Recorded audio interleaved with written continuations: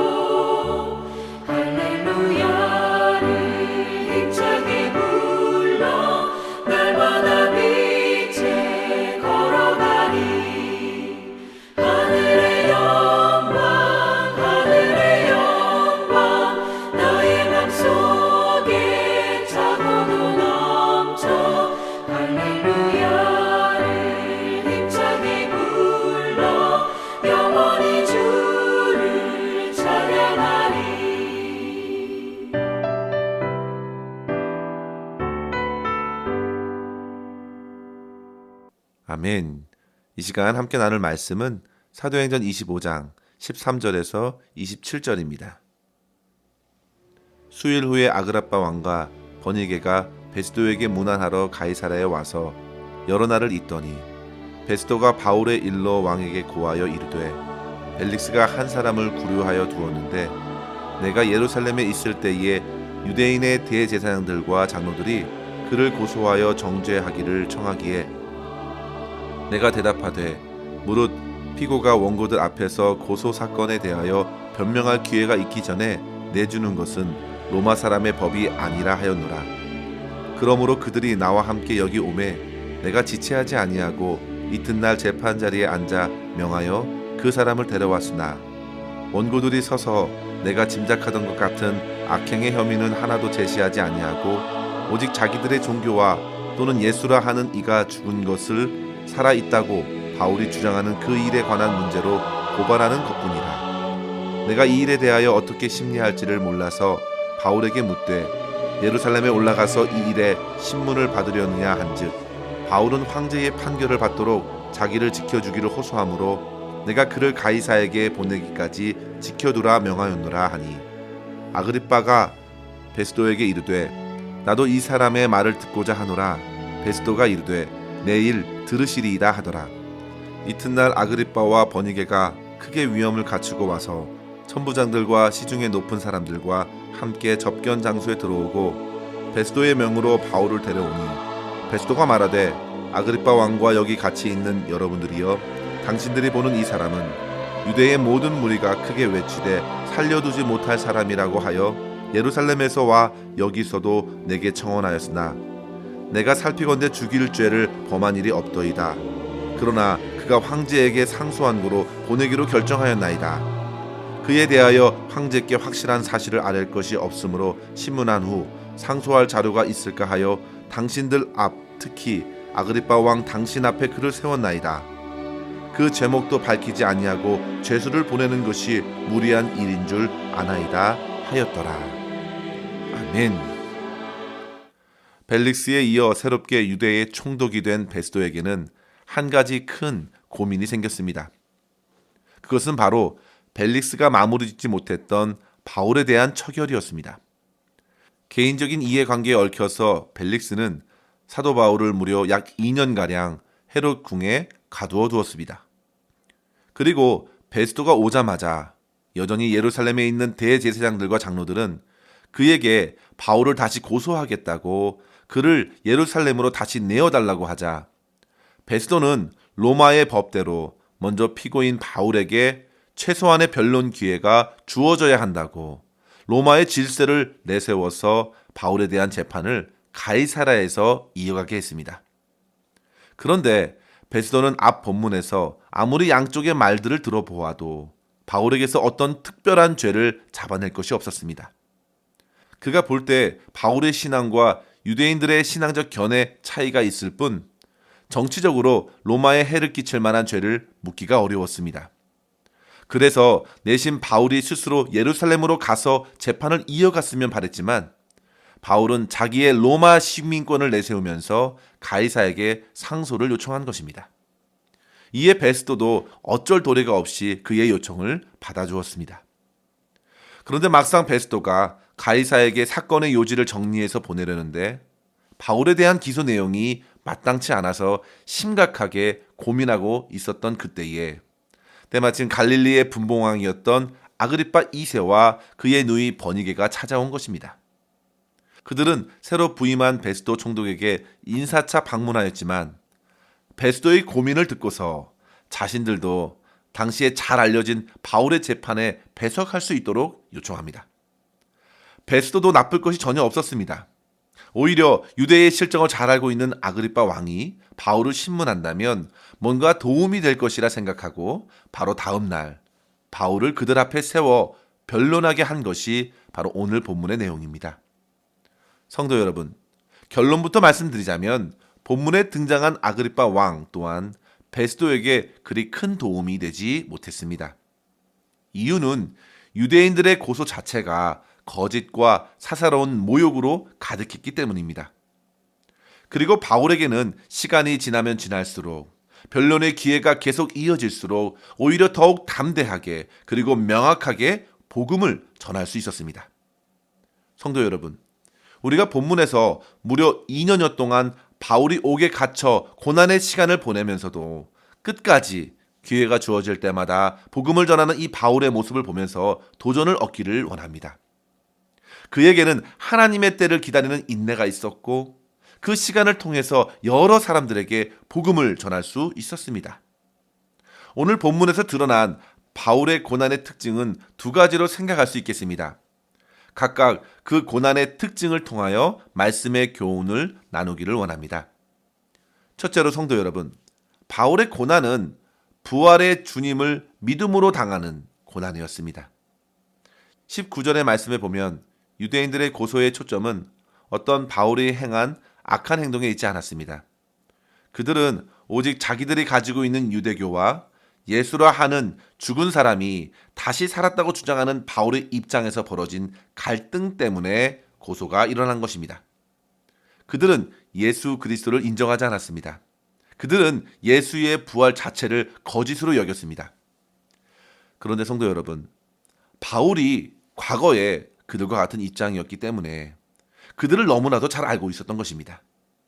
하지만 바울은 다메섹 도상에서 자기 앞을 막으신 예수 그리스도를 만났습니다. 그리고 이후 부활의 주님을 사람들에게 전했고 그 또한 부활의 소망으로 충만하여 지금과 같은 고난에 이른 것입니다. 베스도가 이러한 입장의 차이를 분명히 발견했습니다. 그런데 성도 여러분, 정말 바울의 고백을 베스도가 실제의 사실로 받아들였다면 베스도 또한 어찌 예수님을 믿으려 하지 않았을까요?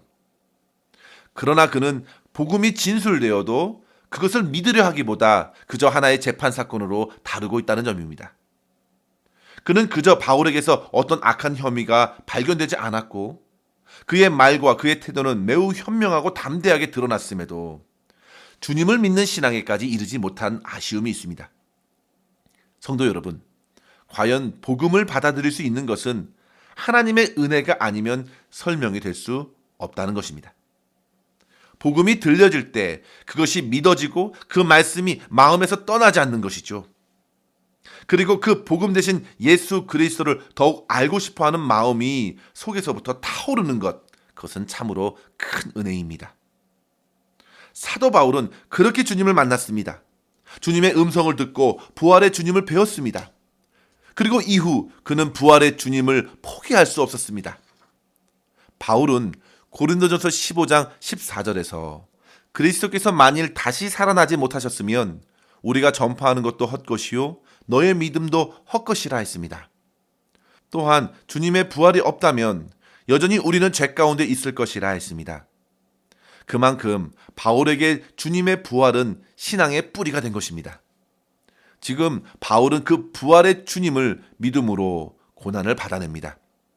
성도 여러분, 바울은 고린도전서 15장 31절에도 나는 날마다 죽노라 고백하면서 32절에 이렇게 말씀을 이어가지요. 내가 사람의 방법으로 에베소에서 맹수와 더불어 싸웠다면 내게 무슨 유익이 있으리요. 그는 사람의 방법으로 싸우지 않았습니다. 그는 부활의 소망으로 싸웠다는 고백입니다. 그리고 고린도후서 4장 11절에도 보시면 우리 살아있는 자가 항상 예수를 위하여 죽음에 넘겨짐은 예수의 생명이 또한 우리 죽을 육체에 나타내게 하려 함이라 했습니다. 성도 여러분, 바울이 모진 수모와 핍박을 받아낼 수 있었던 것은 바로 예수 그리스도의 부활의 복음에서 나온 힘입니다. 성도 여러분, 저와 여러분도 이와 같은 믿음의 고난을 겁내지 말고 받아낼 수 있기를 소망합니다. 주님의 부활을 흔들림 없이 바라보십시오. 어떤 고난이 와도 어려움이 찾아와도 모두 이길 수 있는 힘은 죽어도 다시 사는 부활 신앙을 소유했기 때문입니다. 바울도 그리고 저와 여러분도 이러한 부활의 주님을 의지하며 오늘도 승리할 수 있기를 주의 이름으로 간절히 축원합니다. 둘째로 성도 여러분, 바울은 죄 없이 무고하게 당하는 고난으로 복음을 밝혔습니다. 재판이 2년 동안 지속되면서 바울은 하나님의 때, 로마로 가는 여정에 오를 때까지 기다리고 또 기다려야 했습니다. 그런데 그가 겪는 모든 고난의 시간은 결코 헛되지 않았습니다. 이유는 언제든 그에게 찾아오는 사람들에게 복음을 전할 수 있었기 때문입니다. 새로운 총독 베스도도 그렇고 아그리빠 왕 버니게도 복음을 한 번이라도 듣게 되었습니다. 그런 총독이나 분봉왕을 만나는 것은 결코 쉬운 일이 아닙니다. 본문의 아그리빠 왕은 아그리빠 2세를 말하는데요. 그의 아버지 아그리빠 왕은 헤롯 대왕의 손자로서 베드로를 가두기도 했고 요한의 형 야고보 사도를 처형했던 왕입니다. 바울은 그 아그리빠 왕에게 복음을 전할 기회를 얻은 것입니다. 그리고 그와 지금 함께 있는 버니게는 아그리빠 2세의 누이입니다. 그런데도 당시 아그리빠 2세의 정부로서 매우 문란한 관계를 맺고 있는 것입니다. 그들이 23절에 보시면 크게 위험을 갖고 바울을 보려 했습니다. 그러나 그들의 겉모습은 위험 있고 고귀해 보였지만 그들의 영혼은 참으로 죄로 병들어 있었습니다. 그들의 영혼은 참으로 망가져서 복음이 필요했습니다. 그들에게 베스도는 바울을 소개하면서 객관적으로 그에게 혐의가 없다고 2번이나 알려주었습니다. 18절에 보시면 악행의 혐의가 제시되지 않았다 했고 25절에도 죽일 죄를 범한 일이 없더이다 했습니다. 성도 여러분, 바울이 죄가 많고 혐의가 차고 넘쳤다면 베스도 선에서 처리를 하고 그를 로마로 보내면 됩니다. 그런데 아무리 봐도 조서 내용이 부실해 보이니 아그리빠 왕과 또 버니게와 또 천부장들에게 바울을 소개해 준 것입니다. 바울은 그렇게 무고히 고난을 받으면서 복음을 더욱 밝히 빛내었습니다. 분명 그는 그 시간을 통해 예수 그리스도의 무고히 고난 받으셨음을 생각했을 것입니다. 주님의 고난의 길을 자기 또한 걷는다 생각하면 못할 것도 없었습니다. 성도 여러분, 선을 위하여 고난받는 것이 얼마나 값진 일인가요? 베드로 사도도 베드로전서 3장 17절에서 말합니다. 선을 행함으로 고난받는 것이 하나님의 뜻이니라. 이 말은 곧 악을 행함으로 고난받는 것은 하나님의 뜻과는 거리가 멀다는 말입니다. 따라서 성도 여러분, 선을 위한 고난, 복음을 전하고 주님을 섬기는 고난에 기쁘게 참여할 수 있기를 바랍니다. 그 결실은 하나도 땅에 떨어지지 않고 하늘에 말로 닿을 수 없는 풍성한 상급으로 돌아오게 될 줄 믿습니다. 그러한 주님께서 장차 주실 칭찬과 상을 바라보시면서 오늘 하루도 부활의 복음을 붙들고 고난 속에서도 믿음의 삶을 넉넉히 살아낼 수 있기를 주의 이름으로 간절히 축원합니다. 기도하겠습니다. 하나님 아버지 감사합니다. 오늘도 주의 말씀으로 우리의 약한 믿음을 세워주시니 감사합니다. 주님, 세상에서 환난을 당하지만 담대히 부활의 복음을 붙들고 영원한 하나님 나라를 소망하며 살아가게 하여 주시옵소서. 주님께서도 이 땅에서 애매히 수많은 고난을 당하셨고 선을 행하며 의를 위하여 십자가의 고난을 당하셨음을 기억하고 우리의 믿음의 여정에 찾아오는 모든 고난을 능히 믿음으로 감당할 수 있도록 인도하여 주시옵소서. 오늘도 저희에게 주어진 모든 상황 속에서 만나는 모든 사람들에게 예수 그리스도의 복음을 전하는 복된 날이 될 수 있도록 인도하여 주시옵소서. 모든 것 주님의 손에 의탁하옵고 우리 구주 예수님의 이름으로 기도하옵나이다. 아멘. 사랑하는 성도 여러분, 오늘도 주 안에서 승리하시기 바랍니다. 감사합니다.